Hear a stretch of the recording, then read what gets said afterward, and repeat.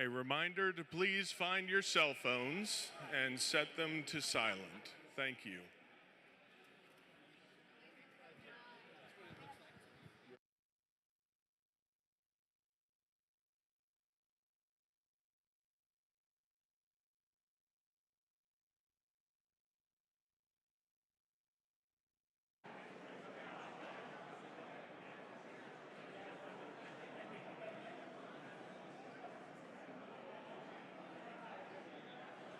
Well, good evening, ladies and gentlemen. It's my privilege to welcome you to the 80th anniversary of the End of the War Symposium. I'm Dr. Mike Bell, Executive Director of the Jenny Craig Institute for the Study of War and Democracy here at the National World War II Museum. It's great to have all of you here. What an incredible setting under the warbirds. Many of these are the planes that played such a key role in the war in the Pacific. For those that didn't notice, because you were enjoying the reception, we've got the B-25 hiding up there, made famous from the Doolittle raid, and then certainly later the Burma Bridge Busters, our SPD Dauntless that Paul Hilliard rode to fame as a scout and dive bomber. B-17, certainly overshadowed by its role in the European theater, but certainly contributed to the air war in the Pacific as well. The iconic Corsair, famous for Pappy Boynton, the Black Sheep Squadron. It's hiding up there. Of course, P-51 that would have been at Iwo Jima, part of the long-range escort for the B-29 raids we'll hear about. And then finally, our TBM Avenger, the same type flown by the youngest naval aviator, later President George H.W. Bush. So imagine being a 19-year-old Navy officer in combat, and then how that shapes your values for the rest of your life of public service. It's also great to see the familiar faces here with us.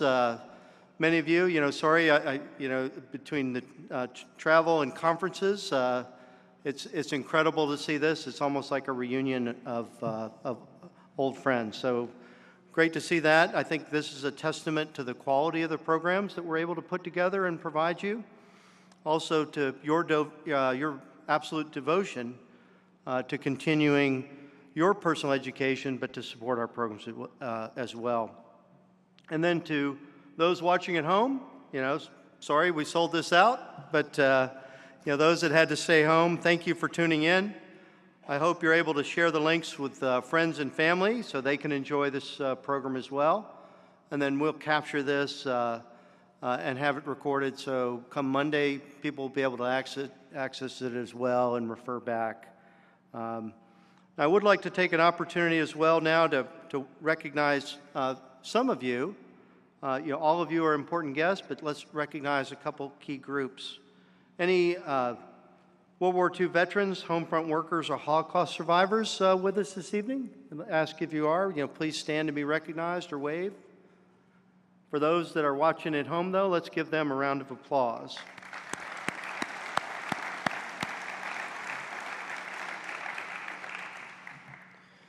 And then any active duty service members or veterans of other eras, would you please stand or wave to be acknowledged for your service to our country as well?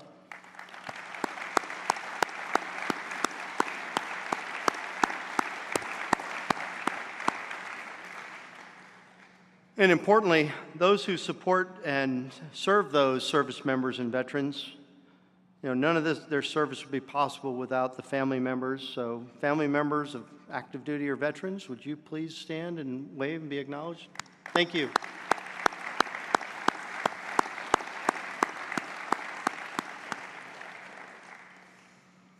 Now, we put on many programs throughout the year, both for lifelong learners and through our K through 12 initiatives, which are, pretty incredible. Most of those, however, would be impossible were it not for the vast network of friends and amazing supporters from around the country. And I'd ask, would any charter members or Patriot Circle members, would you please stand or wave and be recognized? Thank you for your continued support.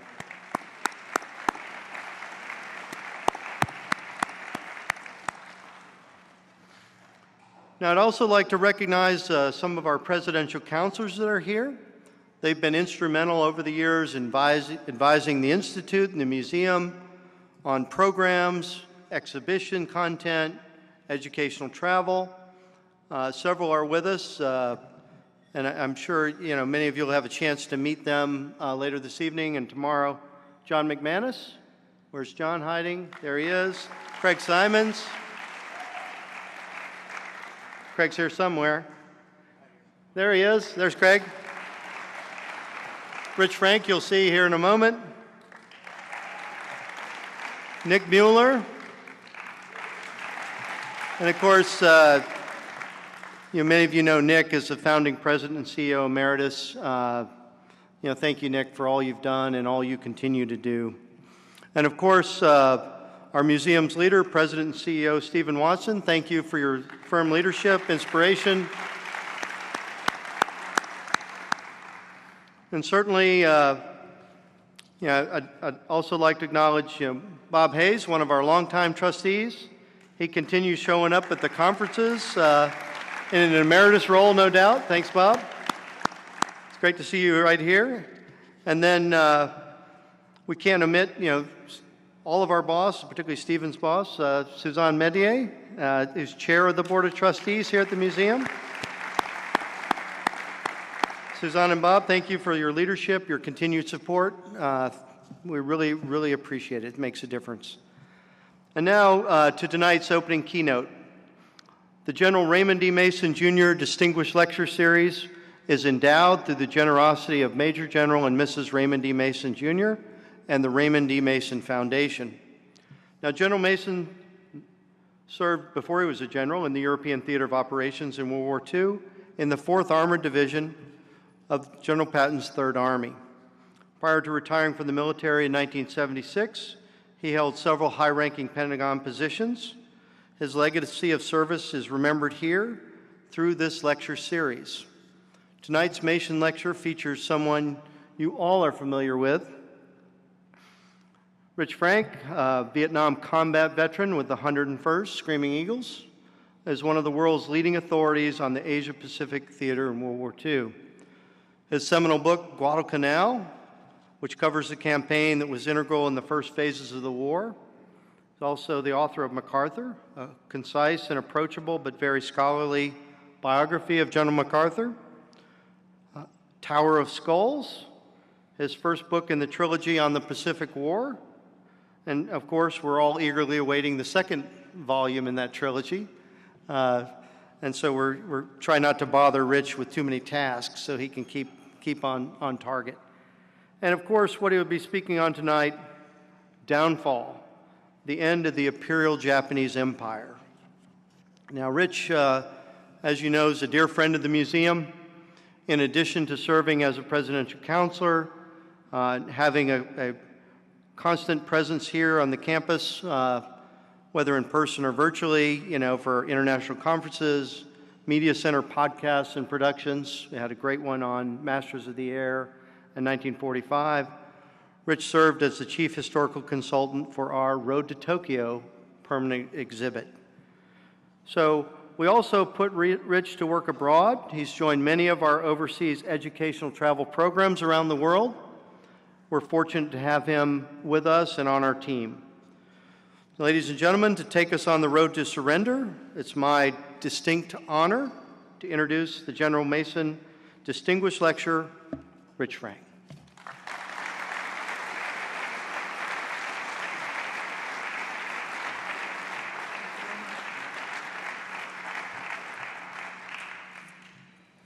Good evening. I guess the first thing I need to say is, did someone leave a grenade here? They're missing it now?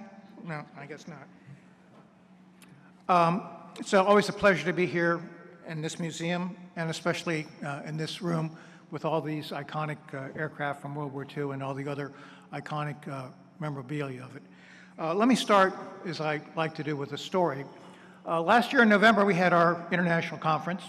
It closed with a banquet, and the banquet speaker was General David Petraeus, who I assume most of you know very well who that is. And following morning, I was going to the airport to fly back, and when I got to the boarding area, I looked around and I saw General Petraeus, except he was wearing a jogging outfit. He had his head down in his phone, and he was obviously trying to look as inconspicuous as possible. But there was an empty seat next to him. So he had made some nice references to Vietnam veterans. So I came up to him and I said I'd listened to him last night and that I appreciated very much his comments about Vietnam veterans, and shut up and sat down. And we sat there on our own in silence for probably the better part of 40 minutes or something like that. And then as boarding time neared, I wanted to go to the men's room, as I want to do before I get on a 3-hour flight. And it's my custom to pick someone who looks trustworthy to guard my gear at the airport while I go to the airport. So I look sort of out of the corner of my eye at General Petraeus and I say, does this individual look trustworthy? And I decided the answer is yes. So I stood up and I announced that I was invoking our joint service in the 101st Airborne Division, and I was posting General Petraeus to guard my gear while I went to the men's room. So to General Petraeus' great credit, he laughed. He saw the humor in the situation, and we later had a nice conversation before he left aboard our plane. So this is one of those things where the phrase, "don't try this at home," is quite applicable. I can't recommend that you try this with every 4-star general you're ever going to meet, but I can highly recommend that General David Petraeus has a sense of humor, much like my colleagues here at the museum. This lecture really invokes two important principles. The first of which is that you need to speak about some important topic, and secondly, that you say something new about it and important. So that's what I've tried to organize my remarks about tonight. The whole issue of the end of World War II in the Asia-Pacific region, the surrender of Japan, is an extraordinarily complex issue. There are an awful lot of moving parts, and I only have time really tonight to pick out a few that I thought I'd like to highlight to you that I think are of signal importance with respect to this, and in areas in which I think I have something new to say. And I'm going to talk, for the first part of my lecture here, a subject that's going to be a great deal about death, because that's obviously one of the signal results of the Asia-Pacific War. And I'm going to conclude by talking about life, and it's during the occupation of Japan. And I think I have some new and very interesting things to say about that.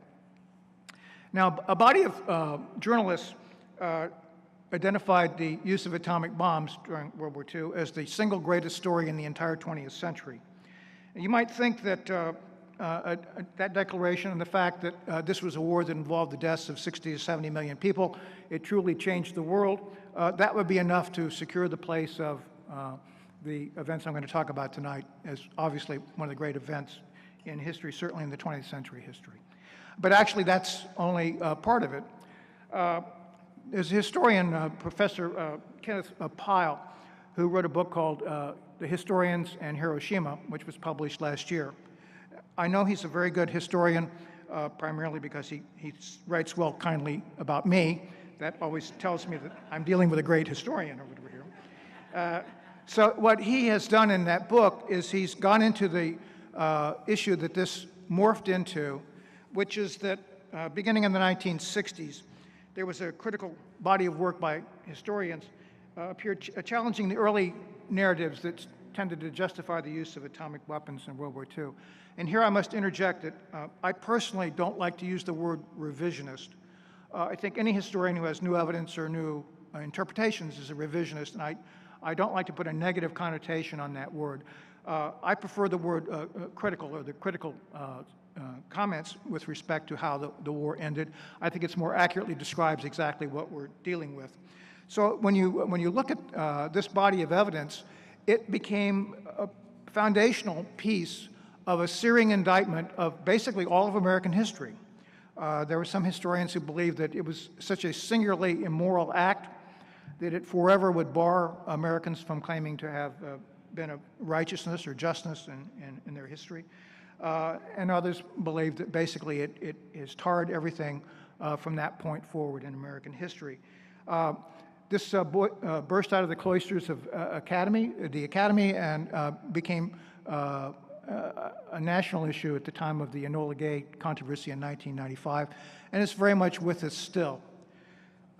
So that's sort of the point of departure, the first part of my talk.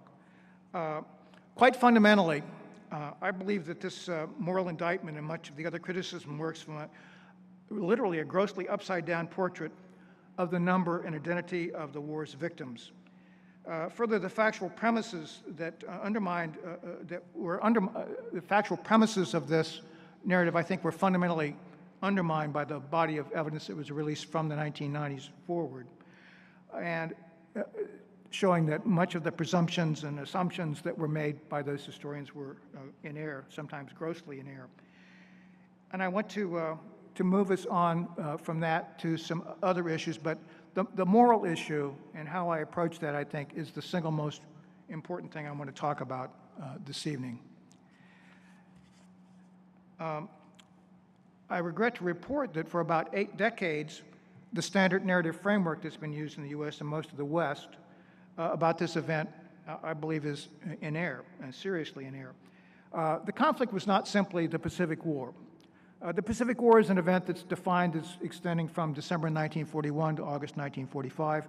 It overwhelmingly foregrounds the conflict between the U.S. and Japan across the Pacific, and it only identifies a handful of other significant participants: the Filipinos, the Australians, the Pacific Islanders, New Zealanders. It's a very limited, narrow window in which to look at these events.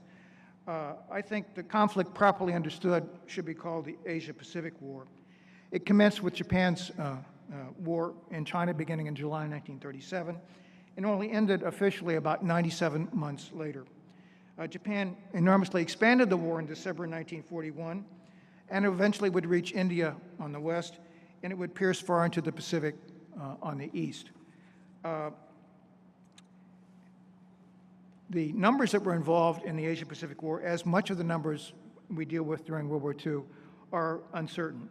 To a very large extent, no one was keeping accurate score. Keeping accurate score was very difficult with respect to participants and deaths. But I've spent a lot of time with those numbers, and what I want to share with you tonight is not all the work I've done that, but some basic conclusions I've reached about what are fair, reasonable numbers with respect to the Asia-Pacific War. And I should add that in this, what I've attempted to do is basically look towards low-end numbers for everyone except the Japanese, and use a high-end number for the Japanese, because even if you do that, the disparity is so great between Japanese civilian deaths and other civilian deaths, it's still absolutely stunning. I believe the Asia-Pacific War resulted in the deaths of about 25 million human beings by a conservative count. Of these, about 6 million were military personnel of some form. About 3 million of them were Chinese, about 2 million of them were Japanese, and the balance were all others.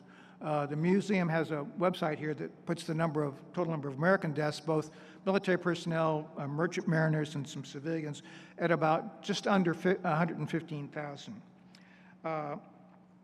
Their math alone tells you then that if there are 25 million total deaths and 6 million of those are military, that means that no fewer than 19 million are civilians. And when you look at those numbers, you're going to notice immediately that the disparity between the number of combatant deaths and the number of civilian deaths in the Asia-Pacific War is about 3 to 1.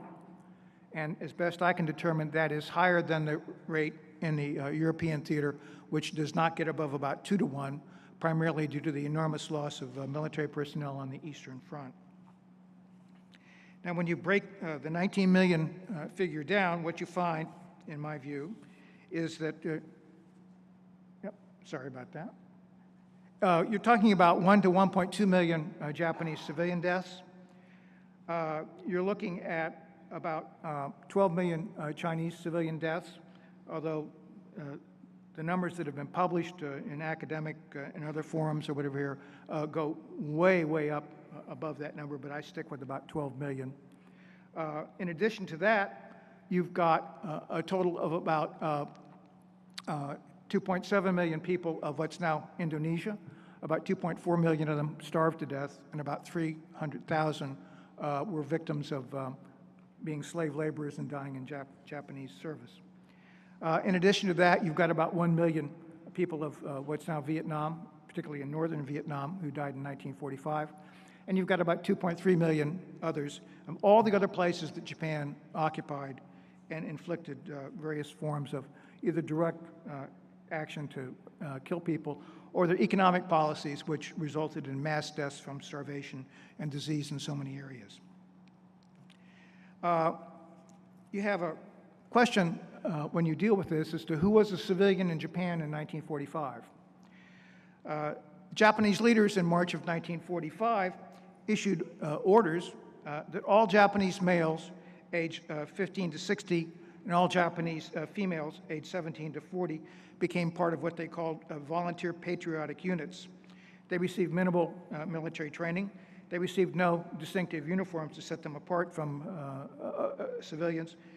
And they confirmed the American fear that an invasion of Japan was going to be facing a fanatically hostile population. A major fraction of every single Japanese city, including Hiroshima and Nagasaki, thus contained a substantial number of individuals who were, in effect, Japanese combatants, although ostensibly they would be civilians. They had been formally inducted into service of the Empire of Japan. And this issue, which, when you're familiar with it, you feel, just how ghastly that was when you imagine what that would have been like in terms of an invasion of Japan. This is an issue that has been almost entirely neglected in the critical literature. They don't want to grapple with the fact that who was a civilian in Japan is a much more complicated issue than simply assuming everyone in Hiroshima and Nagasaki and other places was, in fact, a civilian.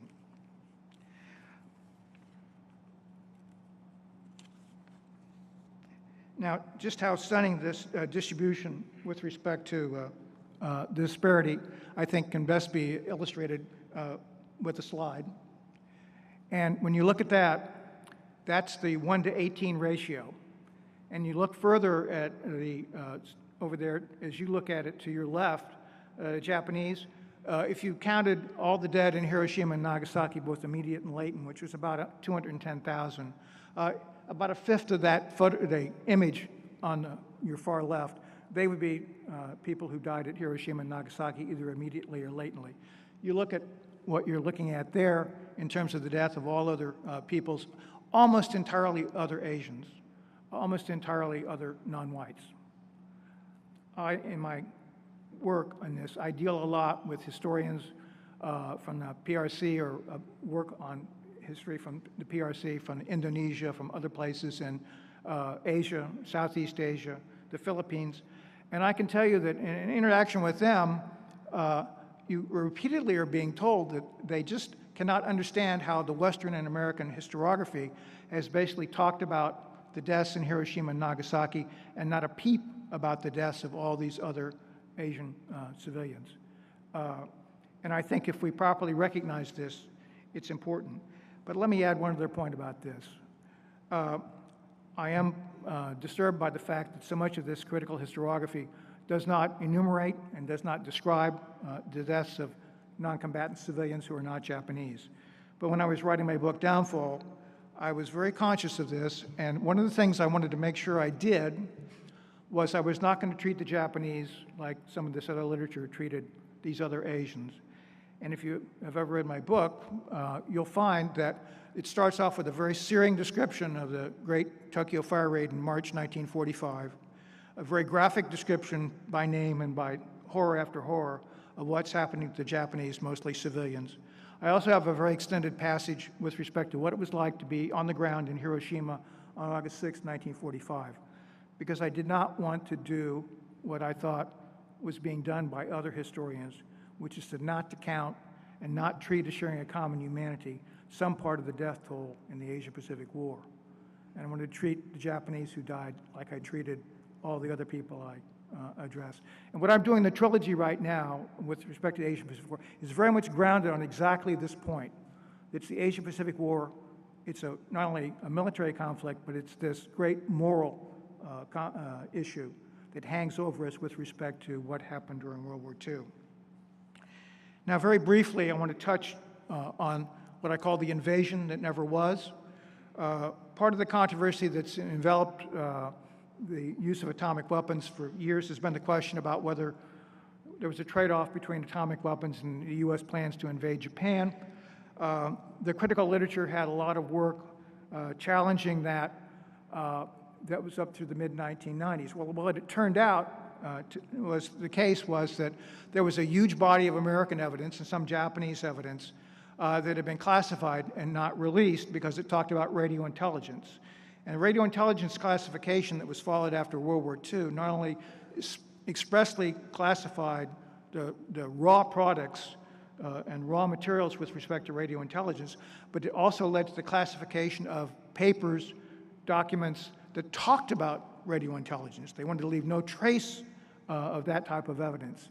And to a large degree, I would say that Mr. Truman and his administration effectively forfeited their very best evidence, because I believe if that evidence had been out there from the 1950s, we would never have had the controversy develop in the direction it did, mainly because what that intelligence showed was the Japanese had a plan in January 1945 they called Ketsugo, Operation Decisive. It was premised on the notion that despite Japan's otherwise truly dire situation, American morale was brittle and could be broken if they could either defeat or simply inflict tremendous casualties on the initial American invasion of Japan. They would secure a negotiated peace that would preserve the old order in Japan. And of course, the story that we didn't know that we know now is that the Americans went along until July, when they suddenly began realizing from radio intelligence this stupendous Japanese buildup on Kyushu. And you get into the days before the actual use of atomic weapons, the picture that was being depicted was truly horrifying, and it had lots of results in terms of people looking at alternatives, General Marshall looking at the prospect of, for instance, using the supply of atomic bombs to support the invasion of Japan. But above all, the Navy, led by Admiral Ernest J. King, was resolved there should never be an invasion of Japan because the casualties would simply be too much for the American public. So he was looking to blockade and bombard, which is a strategy that really looks to threaten to or actually kill literally millions of Japanese by starvation. So you're looking at this is what you're looking at in short visual form. What you're looking at on the left is what we thought with the bargain we were getting when we made our plans to invade Japan. What you're looking at on the right is what the picture was by end of July, early August 1944. We're looking at 3 times the Japanese defenders. In fact, the defenders would outnumber the invasion force because more than half the invasion force was going to be support troops to put up airfields and other logistical things to support a further operation towards Tokyo. So that's really what was going on. And when people talk about, no one feared the invasion, no one feared the invasion casualties, we now know that was completely untrue. And in fact, it's really a big question because Admiral King was bringing on a showdown right as the war ended about whether there should be any invasion of Japan whatsoever. So that whole issue, I think we should understand that's been taken care of by the release of new evidence. Now, the next thing I want to talk about really gets to, I think, the heart of the issue about the controversy about ending the war. I think the first thing you have to understand with respect to ending the war is it's 2 steps, not one. Someone in Japan, in the leadership, had to decide that Japan would actually capitulate to end the war. That's the first step, but that's not going to end the fighting. The second step is you have to have Japan's armed forces complying with that decision. And that was very much up in the air, both as seen from Washington and as seen by many people in Japan, particularly Emperor Hirohito. The immediate caution I have to issue from these 2 principles is that the inadequacy of the framework that was propounded, it started in the Cold War, and it basically said, well, the whole thing comes down to only 2 possible causes. It's either going to be the atomic bombs or it's going to be Soviet intervention. And what I want to address here with you is where we are now, based upon a great deal more evidence that's come out over the last decades with respect to exactly what was going on. And here in a very condensed form is what I think, or my understanding of where we are with respect to these very contentious issues. Almost contentious as my page is here, I must say. Sorry about that.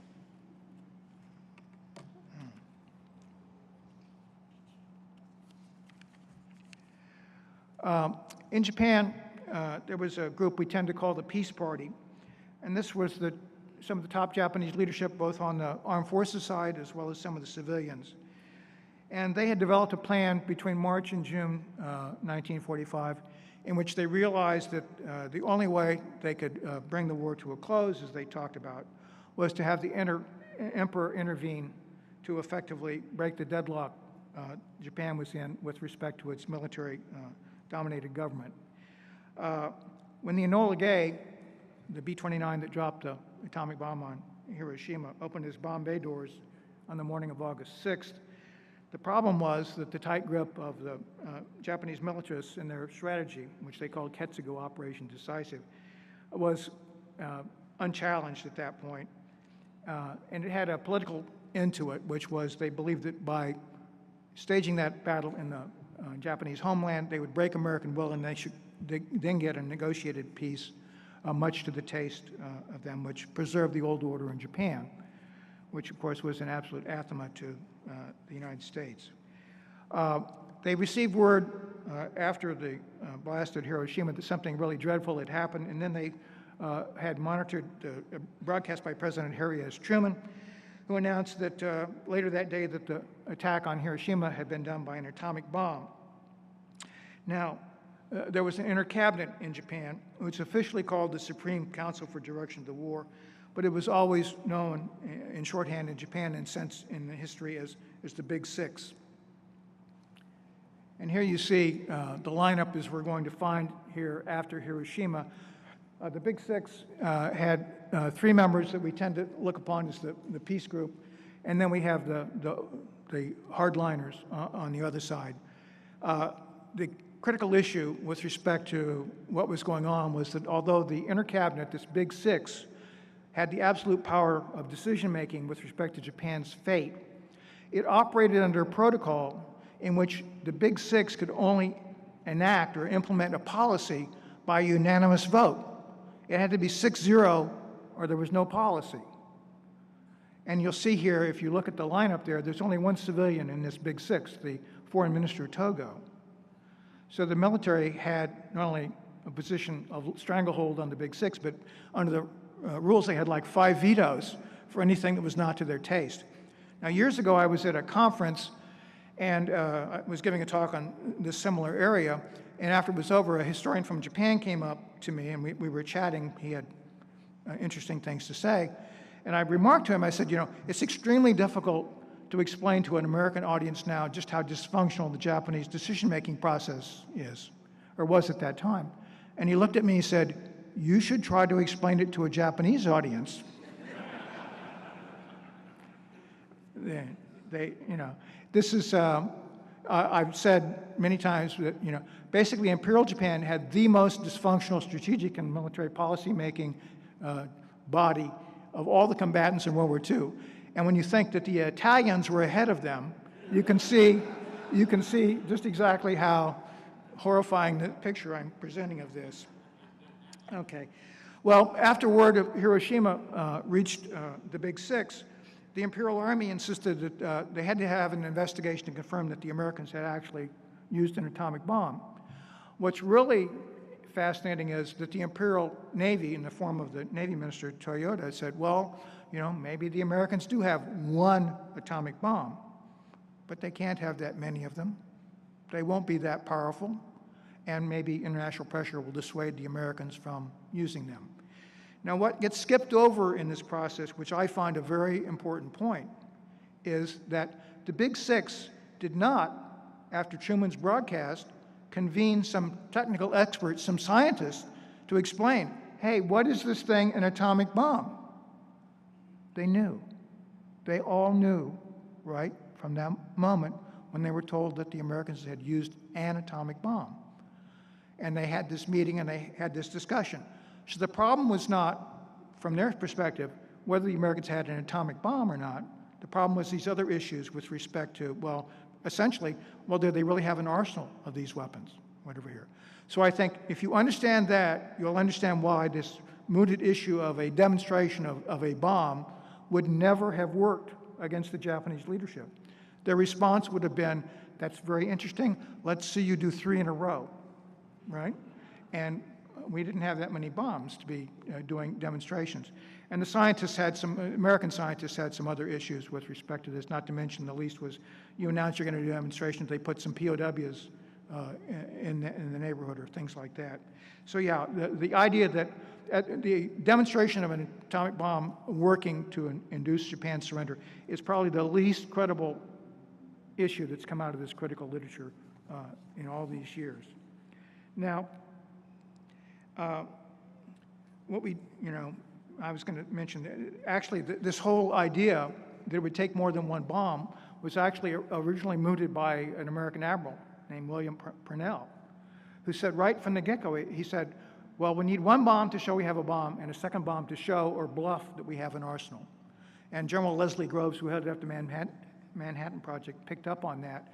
And he would say repeatedly through this period, it's going to take at least 2 bombs, maybe more. Sometimes he said more, but at least 2 bombs to get the Japanese to surrender. One to show we've got a bomb, and a second to imply we've got an arsenal of these weapons. Now, while Hiroshima, in my view, was important, it actually hit 2 other targets. By far the most important of these was Emperor Hirohito. We had a statement immediately after the war by Foreign Minister Togo, I mentioned, who said he met with Emperor Hirohito in the afternoon of August 8th, 1945. That's 2 days after Hiroshima, but before Soviet intervention and before the Nagasaki bomb. And at that meeting, Hirohito said the war must end right now. I mean, this is the first real evidence that the emperor is going to intervene and break the deadlock and bring the war to a close. And I'll come back to the emperor here in a while. At the time, I saw some reference to that back in the 1990s. There was no supporting evidence for that, and I was skeptical. One of my mentors, Bart Bernstein, looked at me one time when we were having a discussion. He says, "Rich, you're a very suspicious person." Well, it makes you a good historian. You want verification. You want to look at all the evidence, and you want to make sure you assign, credibility, probative value, as we used to say in the law profession, to evidence before you just accept anything that somebody said, especially after the event. So we got confirmation from a member of the imperial household who wrote a memo which almost word for word quoted what Togo said. And Dr. Noriko Kawamura, who you're going to be hearing from tomorrow, she's written a tremendous book I highly recommend, Hirohito and the Pacific War, that talks about this. I think it's the best account in English with respect to, if you want to know who Hirohito really was, you read her book. And she also agrees that, this is what the emperor did on the 8th of August. So this is before, again, Soviet intervention or the Nagasaki bomb. Now, the other thing that the Hiroshima bomb did that normally doesn't get noticed is that it basically startled Joseph Stalin, and he decided to up the date in which the Soviets intervened in the war. They originally planning were not going to intervene until the 11th of August, and at his order, the Soviets began intervening in Manchuria on the Asian continent during the night of August 8th, 9th, 1945. So in a way, the Hiroshima bomb, basically, it was, in my view, I've sometimes said, the history gods, are mocking us because what they've done is they prevented a controlled experiment from being conducted as to, which of these causes was most responsible for the Japanese. It basically ended up with the fact that we had Hiroshima, Soviet intervention, and then Nagasaki. 3 dramatic events in 3 days. And if you read the accounts of the Japanese leadership during this period, you're going to find that, they all talk about the shock, the multiple shocks.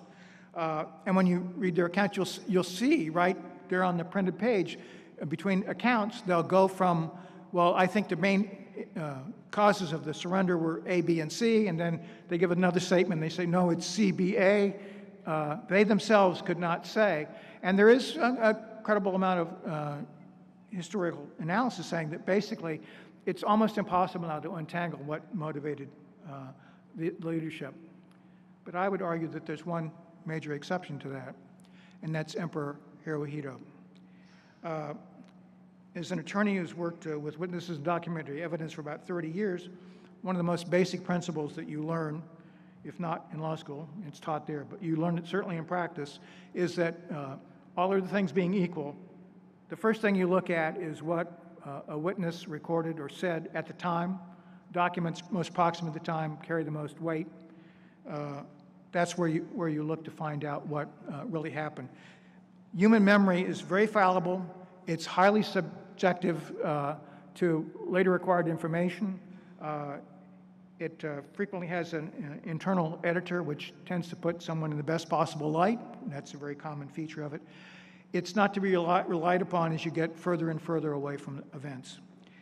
Now, I think, however, when you look at the multiple shocks, there's one other thing that you can extract from that. If you understand or have some understanding of Emperor Hirohito and who he was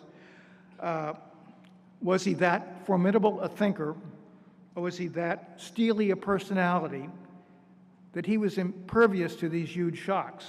And that he could have, in those days between the 6th and the 15th of August, have invented an entirely false story about his decision-making.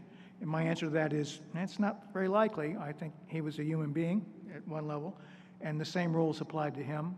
And I think if you go back and you look through the record, what you find from his first broadcast, from his first announcement to Togo on August 8th, when he had finally decided that the war had to end, he displayed from that point forward a determination to see it through to the end. And that's why I think it's extraordinarily important in trying to analyze these events to understand that if Hirohito does not do these things, I just don't think we come out to an organized surrender of Japan in 1945. Now, when he talked about the reasons behind his decision, he mentioned Soviet intervention just once in the days between the 6th and the 14th of August, and even that was in conjunction with the atomic bombs. Otherwise, he didn't mention it at all in everything we have recorded that he said. He does mention expressly his loss of faith in Ketsugo, that strategy to stage this final cataclysmic battle against the first invasion of Japan. And of course, that struck directly at the core rationale for continuing the war by the people we call the militarists who controlled the Big Six and effectively the Japanese government. He also would refer in those days several times to American bombing, both conventional and atomic. But most intriguingly, he kept coming back to one subject, which he referred to as the domestic situation. And one of the things that is really striking to me about the critical literature is that somehow that sort of disappears from history in terms of the events that occurred, even though the emperor expressly mentioned it several times and expressly put it in his broadcast to the Japanese people explaining his decision. Now, perhaps I think the most memorable statement that was made by a Japanese leader concerning the domestic situation was made by Admiral Yone, the Navy minister, on the 12th of August and recorded at that time by one of his aides. And he said, and I quote, "I think the term is inappropriate, but the atomic bombs and Soviet entry into the war are, in a sense, gifts from the gods. This way, we don't have to say that we have quit the war because of domestic circumstances." So what were domestic circumstances? This was a euphemism used by Japan's senior leaders, referring to the fear that an internal revolt would erupt, which would destroy, not only knock Hirohito off the throne, but destroy the entire imperial institution. And when you look at the driving causes of the domestic situation, I say clearly, as by the time Hirohito was referring to them, it was a combination of the terror and mass deaths of the American bombing. It was also a result of the privation and incipient starvation caused by the American blockade. And I think that factor, which Dr. Kawamura's highlighted heavily in her work, I think clearly was one of the leading causes for motivating Emperor Hirohito, and thus was absolutely essential in terms of producing an end to the war. Now, other times Hirohito spoke of excuse me, I lost my place there.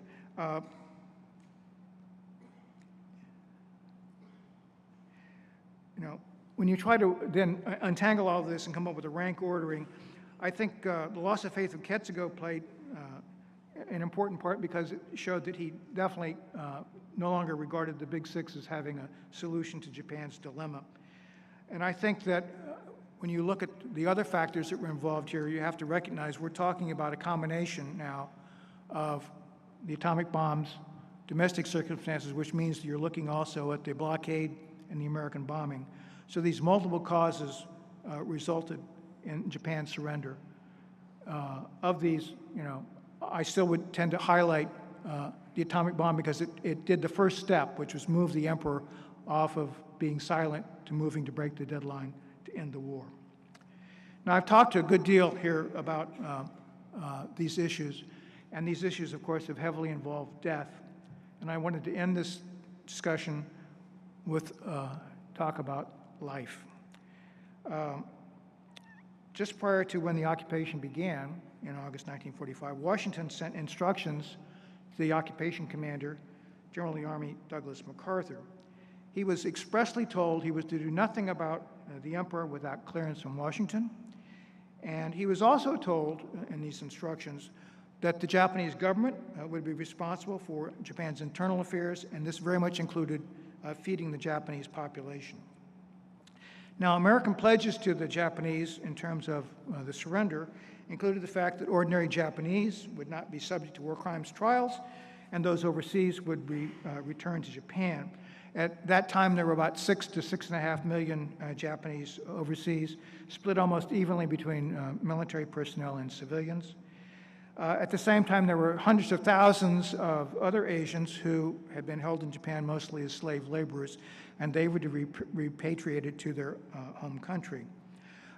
These two events, this mass migration, set up sort of the perfect storm of conditions for the possibility of mass epidemics involving a medical textbook of diseases including cholera, typhus, and smallpox.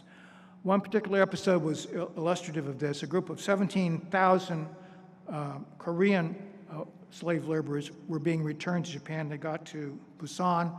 There was an outbreak of cholera, and in short order, 11,000 of the 17,000 were dead. That's the sort of draconian results you get from mass epidemics. Now, the fellow who was the head of the occupation,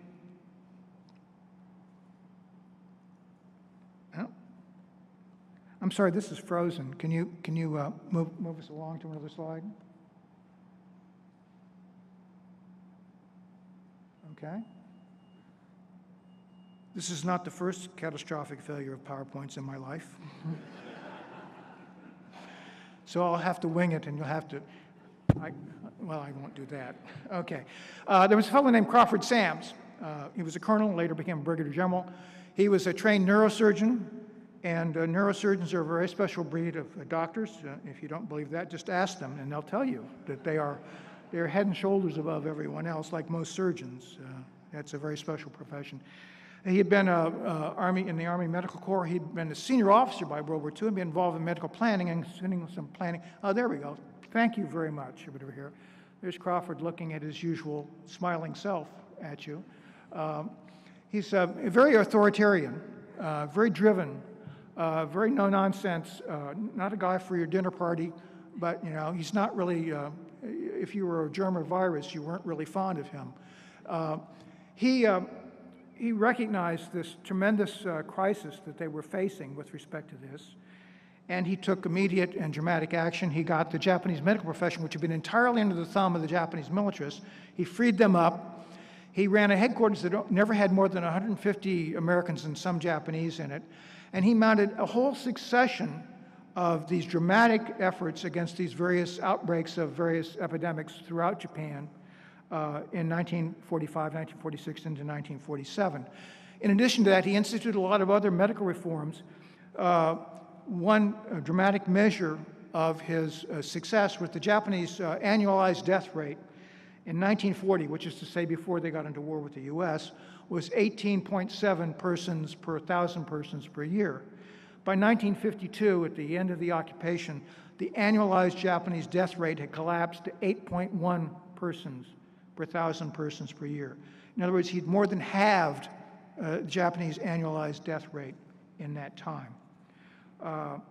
And during that time, heading off all these epidemics, the leading first-generation Japanese historian of the occupation, a fellow named Eiji Takame, who was a very good historian and a pretty tough grader, he wrote that he thought that Sam's effort had saved, perhaps, he said, as many as 3 million Japanese lives. Well, as I mentioned earlier, if you were listening carefully, the total number of Japanese who died between July 1937 and the end of war was probably about 3 or 3.2 million. So Takame is saying that Crawford Sams by himself in his efforts saved as many Japanese as were lost in the whole Asia-Pacific War. And amazingly enough, this is the lesser life-saving effort involved in the American occupation of Japan. And now I have to move along to, I ask you to indulge me and not engage in demonstrations here in the aisles, but I have to mention Douglas MacArthur, and I realize there are strong feelings frequently about General MacArthur. I share those. I mean, I've spent a lot of quality time with Douglas MacArthur over the years, and I oscillate, one moment you're thinking about decorations, not very long thereafterward you're thinking about firing squads. I mean, you go back and forth with respect to his performance. There is so much to criticize, and there are other things that you have to admire, and this is one of them.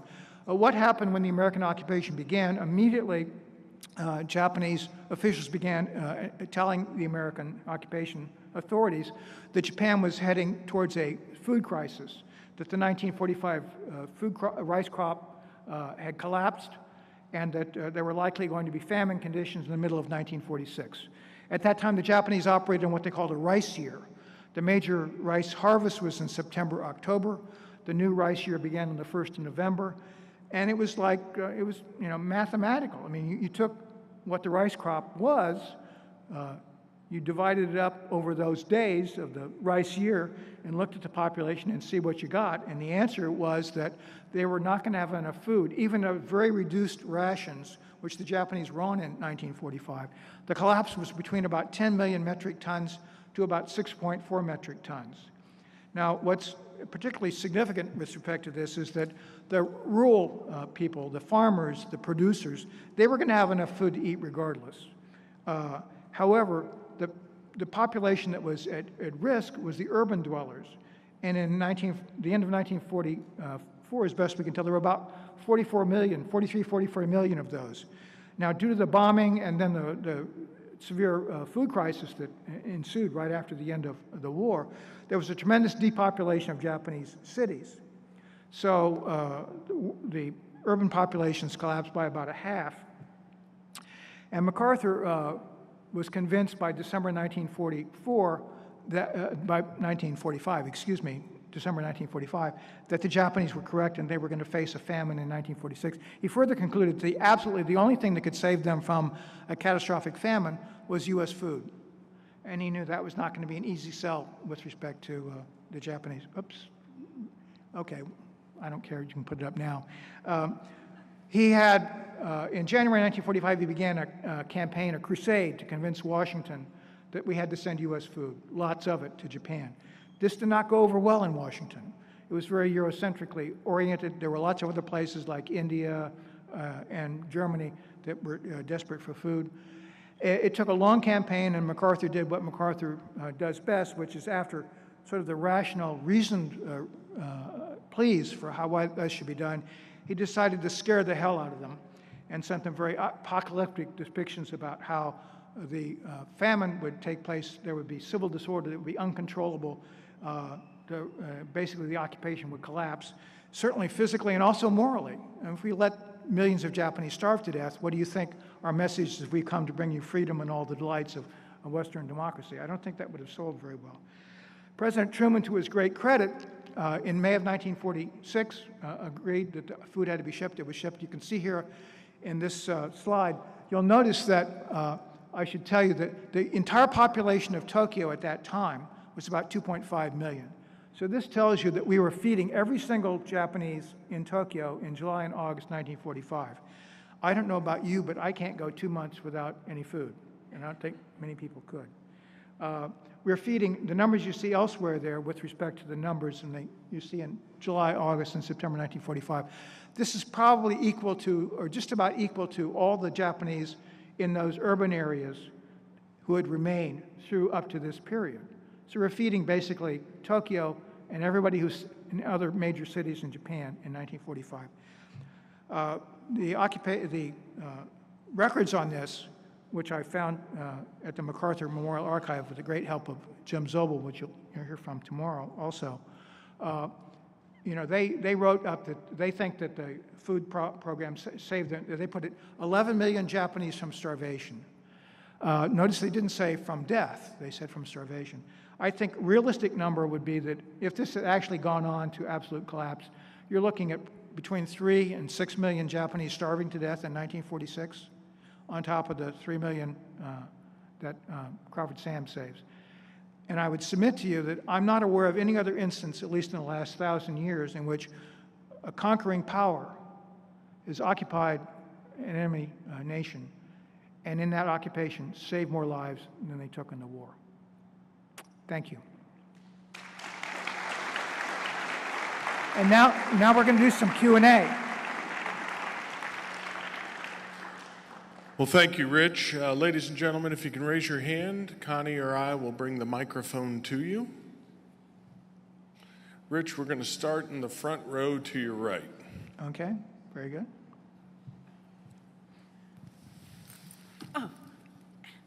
As usual, this was wonderful. But I just wanted to say there was another issue that I had read about in doing research for a book I wrote, that in addition to the threats that MacArthur was raising, they're all going to starve, they were only going to give him 200,000 troops to occupy the country. Right. And he said, I can't occupy this country if I'm not getting more help. And I think that was like the double threat he was making. So. Yeah, right. That was part of it. When the occupation first began, we had Allied support, and we had a lot of troops there who immediately came to Japan after the Japanese surrender. But the backstory to that is what Washington had idle dreams, at least the Army and Navy had, the notion that we're going to maintain fairly substantial forces to occupy Japan. The American public wanted everybody home as soon as possible, and the numbers just collapsed, and it got even less than 200,000. I mean, there weren't enough bayonets to enforce our will had there actually been a catastrophic breakdown of the whole situation in Japan. And Washington knew it. I mean, one of the pitches I didn't mention in my talk, which on long enough, to say the least. But one of the things that was brought up, MacArthur said, either send me troops or send me food, and he knew that there was no way they could send the troops. Thank you. It's a very good point. Rich, next question is going to be to your left in the front, please. Hi. My father is a World War II vet. He enlisted in the Marines when he was 19, the month before Pearl Harbor, and served in Guadalcanal. So I would like to read your book, but about what you're talking about today. I can recommend it. I'm sure. My husband and I were in Japan on 9/11. My husband's a professor, and he was doing a sabbatical there, and our kids were in 2nd and 5th grade at the time. And 9/11 happened, and we spoke to the Japanese people around us, and some of them were very filled with regret for us, the United States. They sympathized with us, they empathized, and they said that we helped them a lot after World War II. I mean, I'm not a historian, but is the Marshall Plan related to this? No, that was in Europe, but okay. There'd been one of the things about the American historians produced after World War II was, they like to have primary sources to work from, and the occupation turned out gigantic collections, warehouses full of records that were the subject of American PhDs for generations. Thereafter, it was subject. Yeah, the goodwill with respect to that. It certainly endured. You know, I think, in fact, my impression from talking to a lot of Japanese and reading a lot of accounts is that even though some things we did in the occupation were not popular, that feeding the Japanese established that we meant well. We did not mean to have a vengeful occupation and exact retribution against the average Japanese. That was one of the most important things that was a result of feeding the Japanese in 1946. Rich, the next question is going to be all the way to your left towards the back, please. Okay. Thank you. I hate to ask a historian to recommend other people's books. I feel I can do that because I own all of your books and have read them. You have exquisite taste. What can I say? Exactly. Can you recommend a book about or more than one book about the occupation of Japan? I've read many books about the occupation of Germany, but I don't find them about the occupation of Japan. Fortunately, I can answer that question. The great book, in my view, about the occupation was by D. Clayton James, who wrote a trilogy on Douglas MacArthur. The third volume very much concerns the occupation of Japan, of course, in the Korean War, and then MacArthur's life after Mr. Truman assured him that he would have a life after Korea. But he covers an enormous topic.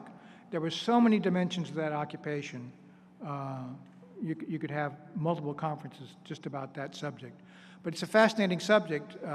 And MacArthur, you know, there was, at the time, you know, he clearly we would call him of a conservative bent, but I think to really understand him, I would describe him more of a Victorian. If you understand the subtleties of that designation, these were people who had a very strong sense of noblesse oblige, that, you know, they were privileged and they needed to justify their privilege by performing, in effect, good deeds, as we would call them, for other people. And MacArthur, I think, very much looked at the world that way. And the occupation was just filled with all kinds of very dramatic reforms. Crawford Sams, you know, he put basically socialized medical care in Japan. You read that, it's just an amazing story. But that's a place to start. There have been quite a number of really good books that have been published on it, but that would be the place I would start.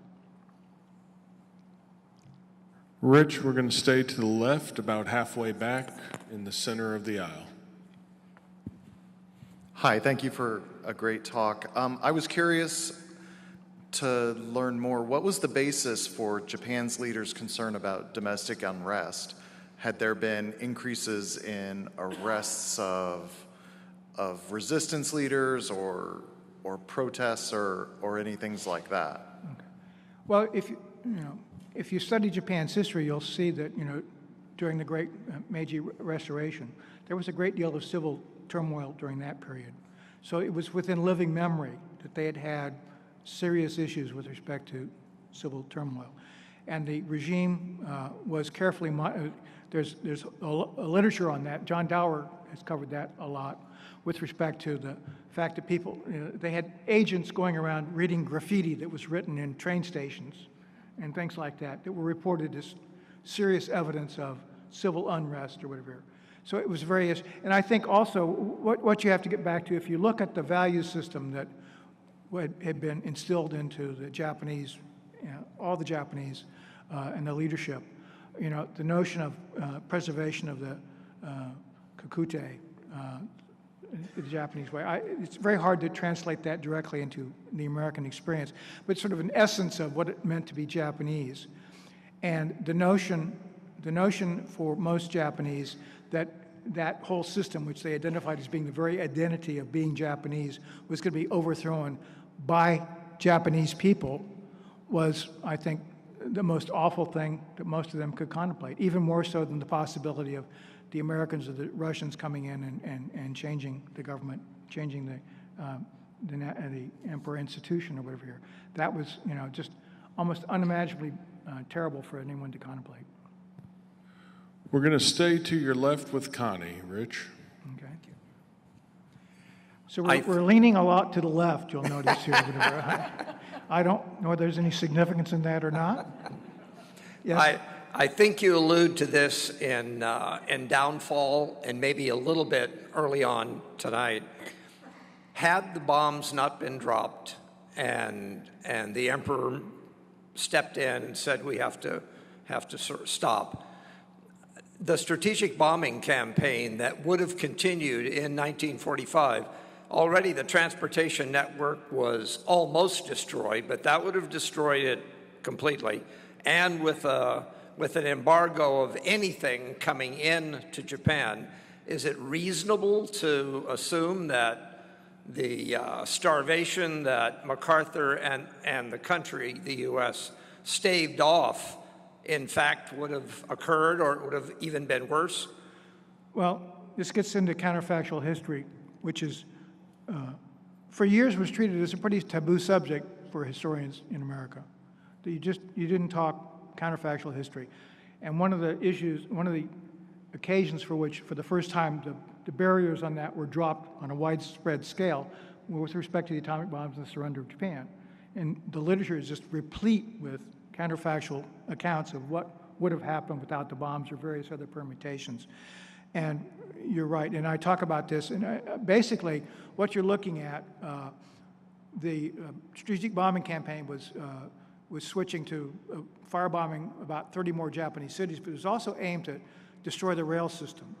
And since we were already blockading Japan, so they weren't able to bring anything in, if we destroy the rail system, that means the rice surplus areas in Japan can't send rice to the deficit areas. And the implications of that are extremely dire with respect to the Japan in 1945. So yeah, I think with respect to that whole thing, we've had a lot of counterfactual writing about, if this had changed or that had changed, we would have gotten a result without the atomic bombs or this, that, or the other. And to my way of thinking, from having studied this for a long time, I think that's entirely the wrong way to look at it. What we should understand is that this was a very near-run thing, that things came out the way they did. If you start talking about changing things with the implicit assumption that only a better result could result, I think you've gone down the wrong path. I think ultimately I would describe it almost as a miraculous deliverance.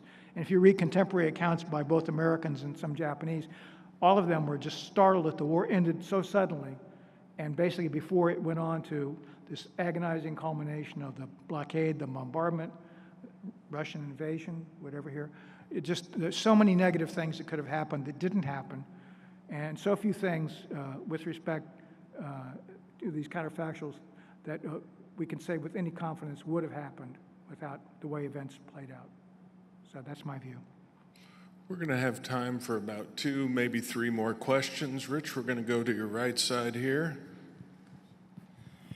You pointed out how many Japanese lives were potentially saved because we fed them, they were starving. To what extent did we help the Chinese or the other East Asian people that were also starving at that time? Well, we didn't, basically, is this answer to that. Everyone else was, I should emphasize, this was a worldwide phenomenon in 1945-46. This is not just in the Far East. One of the things I've been fascinated with is why this story about the big shipments of U.S. food to Japan had not been picked up in the historiography in any major degree or whatever here until I was looking at this. So I've gone back to the go-to source to find out what people were thinking in that period, which is you read the New York Times day by day, and reading that, you see immense amount of coverage of food shortages, potential starvation, real starvation, India, Germany, Europe. There's plenty of stories about that. Between July and September 1945, when I looked at the New York Times, I thought that's the period when there should be some coverage of this. And finally, you have to get to September before you finally see a mention of massive amounts of U.S. food, although it's just phrased, well, we shipped 680,000 tons of food to Japan to help the Japanese. But there is the coverage, even in the New York Times, does not give you a sense that saved, X number of lives at all. It's just, we shipped all this food to Japan. Oh, by the way, we shipped this food to Japan. It just doesn't come through whatsoever. So I'm still baffled. I'm still working on this whole question: is why wasn't this a better known story a lot sooner and to take Mrs. Frank's little boy to find some of this stuff or whatever, you know. It's just, but it's one of the things that as a historian, you live for, to find something new and different. Our good buddy Barrett Tillman has a wonderful phrase, what I found when I was looking for something else, and that some of the greatest things you ever do as a historian, that's exactly how you get there. You cast a wide net, and sure enough, something turns up you didn't expect whatsoever. Rich, we're going to go all the way in the back with the gentleman standing by Connie. You said something that struck me when you said that the American command was intentionally trying to take it easy on the Japanese.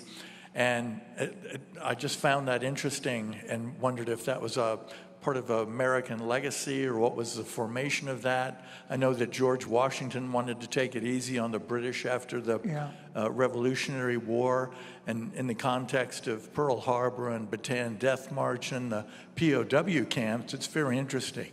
Yeah. The planning for the occupation of Japan started it got really serious in 1944 into 45. And this very comprehensive plan, this blueprint of how the occupation of Japan was essentially handed to Douglas MacArthur. Now, when you hand a plan to Douglas MacArthur, it's like you gave him a menu to pick from. And the timing and the sequence of these things he chose very well, I would say, or whatever here. But there have been very comprehensive planning, and there was a deliberate decision that, okay, we were going to target the people we thought were truly responsible for Japan's rampage, the leadership. But we made it very clear right from the start that we weren't going to hold ordinary Japanese responsible for that and treat them. And it's, when you go through this in this literature on the occupation, one of the side issues in that, which is covered very extensively, is this elaborate planning as to how the occupation of Japan was going to be conducted. They also looked at, in that I should add, they looked at the whole issue of unconditional surrender, and the State Department lawyers made it very clear that basically if we'd not had unconditional surrender, we would have been under the military law of military occupation, which was in effect at that time, which effectively precluded us to do internal reforms of Japan. So the idea that unconditional surrender was not connected to important policy outcomes and the results of the occupation, that's a mistaken belief, and people haven't read the contemporary documents to figure out that they'd looked at that and figured out that it was extremely important that we had unconditional surrender. Ladies and gentlemen, Richard Frank. Thank you very much.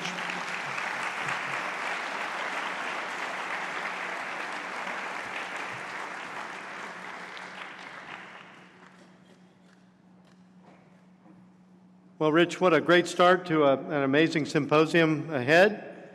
Thank you, Rich. Thanks to the audience. Great questions. Keep those coming tomorrow during question and answer periods, but also during breaks, book signings. Before we end tonight, and of course let everybody get copies of Rich's book, unless you have them already, have a few points. While you're here this weekend, be sure to check in with our information desk. Get info about many upcoming opportunities we know you'll be interested in. First, our international conference, November 20th to 22nd of this year. Many of you know it well, but for those that don't, mark your calendars the 20th to the 22nd.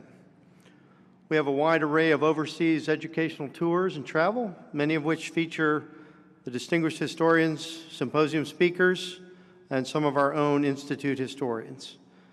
Also, maybe you're first to hear about it, but our team has been working closely with the History Channel and with Tom Hanks' team at Playtone for the upcoming History Channel 20-part series, World War II with Tom Hanks.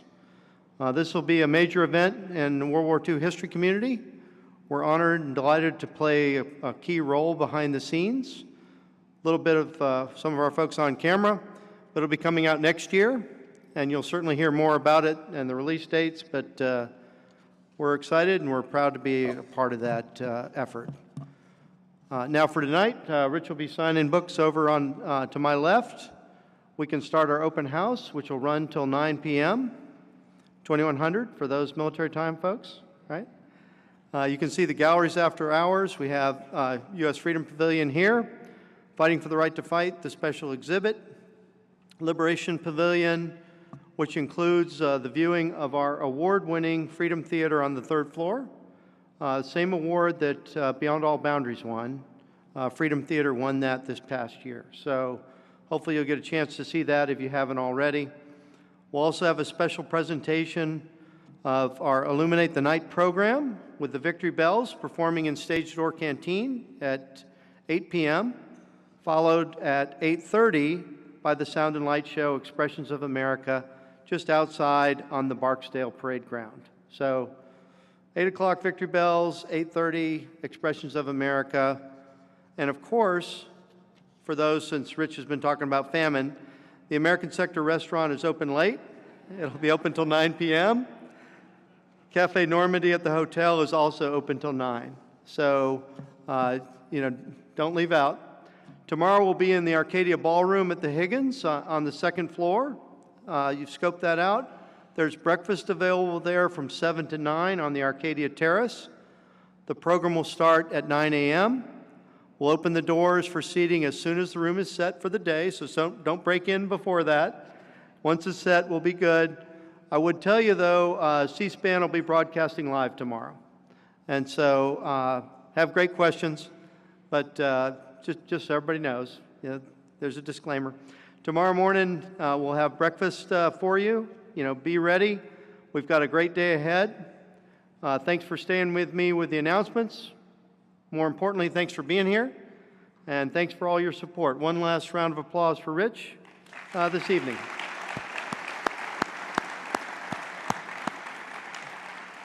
Hope you enjoy the evening. Thank you this evening, and we'll see you tomorrow morning.